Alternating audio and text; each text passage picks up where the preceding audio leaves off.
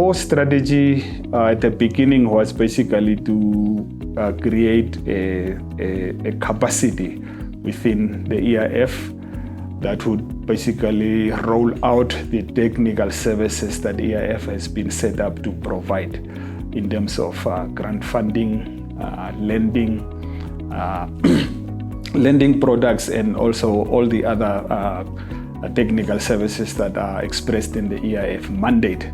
So the strategy was a parallel strategy. I had to invest heavily into putting systems and processes and policies in place, and at the same time also bringing in required expertise in terms of staffing to basically deliver on the mandate of the department.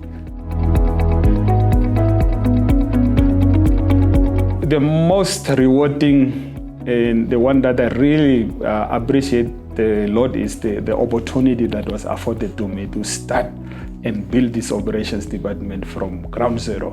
When I was recruited, there were only 2 interns in the department whom have also grown in the meantime and went ahead pursuing their different careers, but only 2 interns.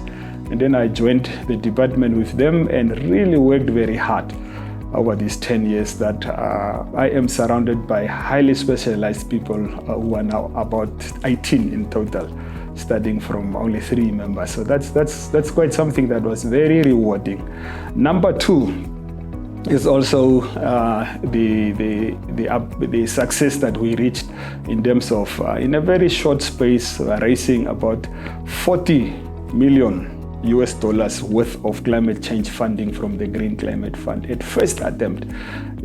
Not many countries, even bigger countries, have achieved that so far. We've been very successful in that respect. I played my humble contribution in that process in terms of leading the processes of writing project proposal, negotiating terms of funding, and now basically also leading the implementation of the projects that are being carried out with that funding.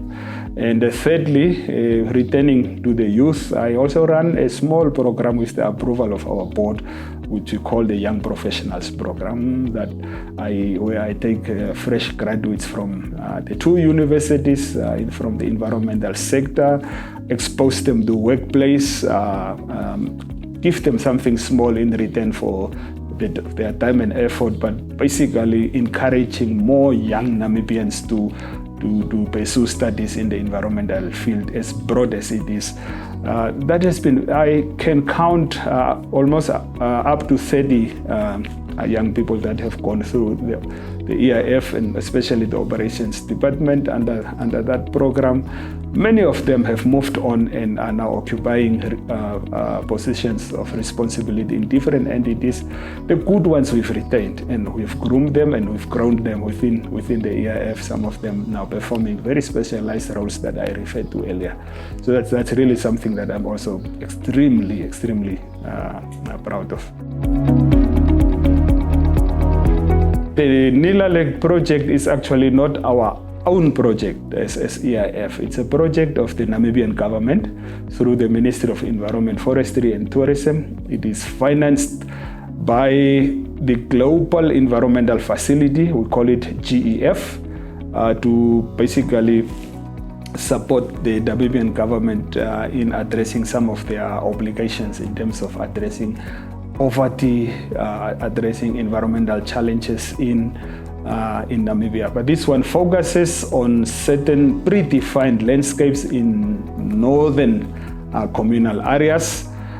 We as EIF are a delivery partner or a responsible partner in managing the grant facility of that project. The grants that were awarded last year come from the facility that we manage on behalf of the Ministry of Environment and Tourism. It's a good project.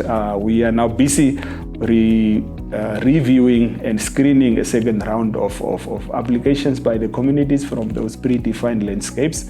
And very shortly, maybe during the month of May or June, we'll be making a second round of awards but it's a very good project that is directly bringing funding to local communities where they are facing with the environmental challenges on the ground.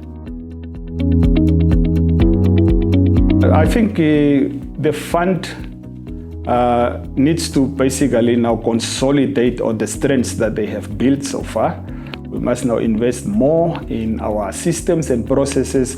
We must now invest more in human resources. We have a good collection of specialists on board, but we still need more people in more disciplines, strengthening our financial management capacities, grants making capacities, and remain on the leading edge in Southern Africa. Actually, we are very humble in terms of what we are achieving, but EIF, as small as our country is one of the front-line entities in terms of environmental financing in the whole of Southern Africa. We compete with the best in Southern Africa, so we should not be too boastful about it, but we must remain humble as we have and just continue to support our government to access funding and also support our government to deliver funding to where it is needed most.